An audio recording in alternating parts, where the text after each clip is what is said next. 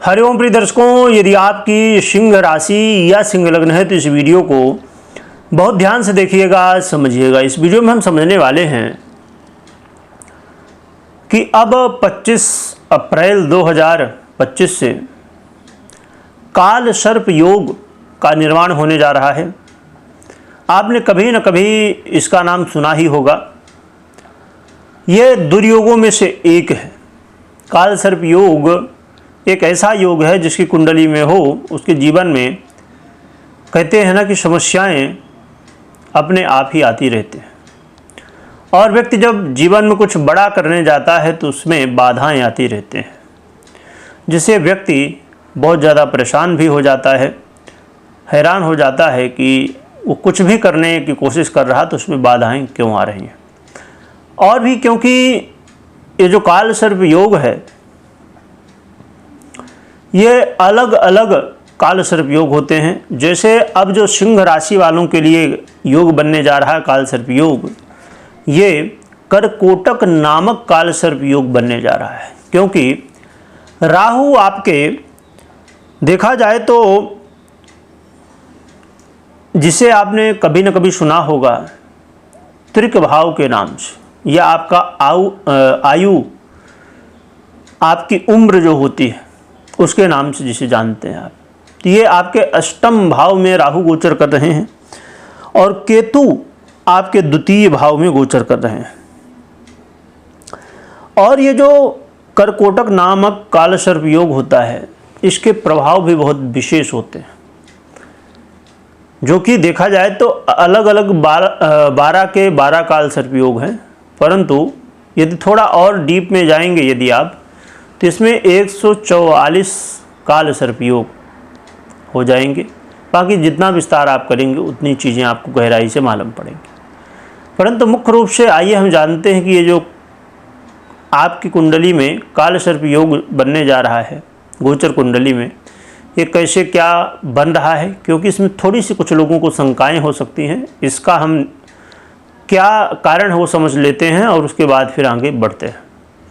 परंतु उससे पहले मैं एक आपको महत्वपूर्ण सूचना दे दूं कि प्रिय दर्शकों, यदि आप फ्री में जन्म कुंडली विश्लेषण अपना कराना चाहते हैं तो आपको डिस्क्रिप्शन में एक लिंक मिलेगी जो कि टेलीग्राम चैनल की है।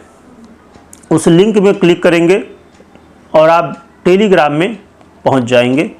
तो टेलीग्राम को आपको ज्वाइन कर लेना है, जुड़ जाना, सब्सक्राइब कर लेना है।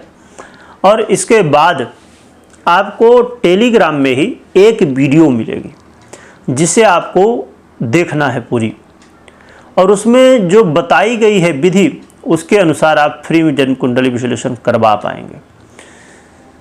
तो आपको व्हाट्सएप नंबर जो आप देख रहे हैं, ये व्हाट्सएप नंबर है, इसमें आपको मैसेज नहीं करना है, आपको टेलीग्राम से जुड़ना है। टेलीग्राम से जुड़ने के बाद ही आपको जानकारियाँ समझ में आएंगी कैसे आप फ्री में कुंडली विश्लेषण करवा सकते हैं। चलिए जानते हैं।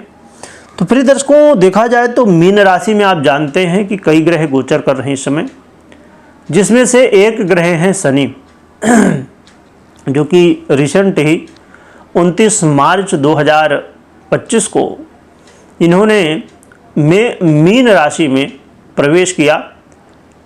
और देखा जाए तो पूर्वा भाद्रपद नक्षत्र के चतुर्थ चरण में गोचर करना इन्होंने प्रारंभ किया। परंतु 16 मार्च को ही राहु ने पूर्वा भाद्रपद के चतुर्थ चरण में गोचर करना प्रारंभ कर चुके थे। तो कुछ लोगों को शंका ये हो रही कि जब मीन राशि में राहु भी हैं और अन्य ग्रह भी हैं, तो फिर कैसे काल सर्प योग बनेगा, ये शंका हो सकती है। जो कि जो ज्योतिष को थोड़ा सा जानते हैं गहराई से तो शंका नहीं होगी मुझे लगता है, पर फिर भी यहाँ पर डिस्कस कर लेते हैं जिससे कोई शंका ना रहे। क्योंकि प्रिय दर्शकों, जब आप राशि वाइज देखेंगे तो हाँ ज़रूर ये हो सकता है, लगेगा कि ये काल सर्प योग नहीं बन रहा है। परंतु जब आप थोड़ा सा और डीप में जाएंगे, नक्षत्र में जाएंगे, नक्षत्र के बाद आप थोड़ा सा विकला, कला, अंश, चरण, नक्षत्र, राशि और भचक्र, ये क्रम होता है। तो आप तो चरण में चले गए, अंश में, कला में, फिर विकला में।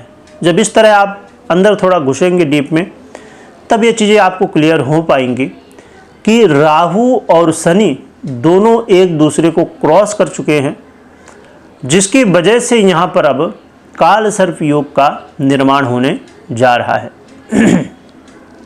वैसे तो मैं कई पंचांगों में देखा, उनके अनुसार 20 अप्रैल से ही काल सर्प योग का निर्माण है, परंतु उसमें मेरे जो कुछ पॉइंट थे तो उसके अनुसार मुझे 25 तारीख से ये चीज़ें क्लियर हुई कि 25 तारीख से काल सर्प योग पूर्ण रूप से बनने जा रहा है। इसीलिए मैंने 25 तारीख से काल सर्प योग की गणना की है। और ये काल सर्प योग 25 अप्रैल से लेके और 23 जुलाई, लंबा समय है, 23 जुलाई तक काल सर्प योग रहेगा। और ये जैसे मैंने कहा कि ये आपके अष्टम भाव में है, तो उसका भी प्रभाव है। एक छोटी सी शंका और हो सकती है, जो कि ये चीज़ अभी नहीं पर आगे इन फ्यूचर इसी जब राहु और केतु दोनों का परिवर्तन होगा और केतु जाएंगे सिंह में और वहाँ पर मंगल भी होंगे, तो मंगल और केतु दोनों एक साथ जब यहाँ पर होंगे तो फिर शंका हो सकती है कि भैया काल सर्प योग कैसे फिर, जो कि आप जब इसी तरह जैसे मैंने बताया कि आप विकला, कला, अंश, चरण, नक्षत्र इत्यादि इस तरह जब आप देखेंगे तो 23 जुलाई को ये दोनों मंगल और केतु ये दोनों एक दूसरे को क्रॉस करेंगे, तो फिर ये काल सर्प योग पूर्ण हो जाएगा। परंतु 23 जुलाई तक है। मुझे लगता है कि लगभग और मंगल और ये जो केतु है पूर्वा फाल्गुनी नक्षत्र में एक साथ गोचर कर रहे होंगे, फिर अपने एक दूसरे क्रॉस करेंगे। मुझे लगता है कि ये शंका दूर हो गई होगी। अब चलिए हम आगे बढ़ते हैं कि हमें फल क्या देने वाले हैं। प्रिय दर्शकों, ये जो गोचर काल है, ये जो योग है, ये दुर्योगों में से एक है और इसके फलस्वरूप आपको यात्रा के समय जब आप यात्रा कर रहे हों तो आप थोड़ा सतर्कता बरतिएगा। चाहे आप छोटी यात्रा कर रहे हों, बड़ी यात्रा कर रहे हों, जैसे भी, तो आपको थोड़ा सतर्कता बरतना है। और इसके अलावा आपको आज के समय में कई बार आपने तो कभी देखा होगा या कुछ लोग इससे परेशान भी हुए होंगे, तंत्र मंत्र वास्तविकता में है, परंतु कुछ आप जानते हैं कि भैया दुनिया है, विचित्र है, हर तरह के लोग हैं, उसी का सहारा लेके लोग झूठा भी लोगों को परेशान करते हैं। तो तंत्र मंत्र से थोड़ा दूरी बनाए रखें, इसमें बिल्कुल भी इन सब चीज़ों में नहीं पड़ना है। या आपको ऐसी कोई प्रॉब्लम है जिससे लगता है कि भैया कोई तांत्रिक को दिखाना चाहिए, तो आपको जान समझ के ही वास्तविकता में उनको जानकारी हो तो ही आगे दिखाना चाहिए, नहीं तो दूरी बनाए रखना चाहिए। यानी कि तंत्र मंत्र से थोड़ा सा दूरी बनाए रखें, जो भी करें तो बहुत ध्यान से करें। जो लोग लॉटरी, जुआ, सट्टा इत्यादि से संबंध रखते हैं, ऐसी स्थिति में आपको अचानक लाभ होगा, परंतु ये लाभ वो वाली चीज़ें हैं कि जैसे कि जब आपने कभी देखा होगा जो लोग मछली पकड़ते हैं तो पहले मछली को कुछ खाने के लिए डालते हैं जिससे मछली पकड़ में आ जाए। तो इसलिए थोड़ा सा सतर्कता बरतिएगा, क्योंकि अचानक धन लाभ तो होगा परंतु इसके नुकसान ज़्यादा हो सकते हैं। तो इन सब चक्करों से थोड़ा सा आपको दूरी बनाए रखना है। कई बार ऐसा कि फ़ायदा भी नहीं हो और नुकसान भी हो जाए, कई बार फ़ायदा हो कि उससे ज़्यादा नुकसान हो जाए, ऐसी स्थितियाँ बनने वाली हैं। और इसके अलावा आप अपने वाणी में बहुत संयम रखिएगा, क्योंकि इस समय आपकी वाणी आपको ही नुकसान पहुंचाएगी। आपकी वाणी से ऐसे कोई शब्द निकल सकते हैं जिनकी वजह से प्रॉब्लम हो या किसी तरह की समस्याएं हों। और इसमें सबसे महत्वपूर्ण और ये होगा कि आपके घर परिवार में खुशी का माहौल बना रहे, लोग मिलजुल के रहें, क्योंकि इस समय वाद विवाद अनबन की स्थितियाँ देखी जा सकती हैं। और आपके बैंक बैलेंस में कमी आ सकती है, तो प्रिय दर्शकों अपने फाइनेंस को भी थोड़ा ध्यान रखिएगा। तो ये आपके लिए अच्छा रहने वाला है।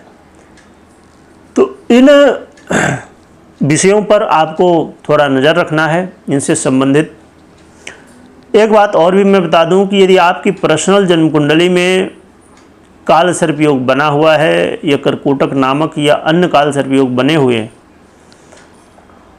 या राहु केतु की महादशा, अंतर्दशा, प्रत्यंतर दशा इत्यादि दशाएं चल रही हैं, या आपकी जन्म कुंडली में राहु केतु पीड़ित अवस्था में हैं, तो फिर ऐसी स्थिति में ये जो बुरे प्रभाव हैं ये और भी ज़्यादा देखने को मिल सकते हैं।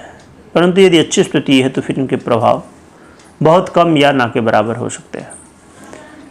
तो इस चीज़ का ज़रूर आप ध्यान रखिए और आप अपनी पर्सनल जन्म कुंडली का विश्लेषण अवश्य कराएं या तो खुद करें, इसके बाद ही निर्णय लें। क्योंकि यदि आप बिना पर्सनल जन्म कुंडली विश्लेषण के निर्णय लेंगे तो कई बार चीज़ें घटित वैसी होंगी, कई बार नहीं होंगी, क्योंकि ये गोचर है प्रिय दर्शकों, और गोचर में जो होता है तो कई बार वो चीज़ें ज़रूरी नहीं कि आपको वैसे ही देखने को मिले जैसी आपने सुनी है, क्योंकि आधा ही प्रभाव ये गोचर देता है और गोचर के अलावा आधा प्रभाव आपकी जन्म कुंडली। इसलिए दोनों को देखना समझना बहुत आवश्यक है।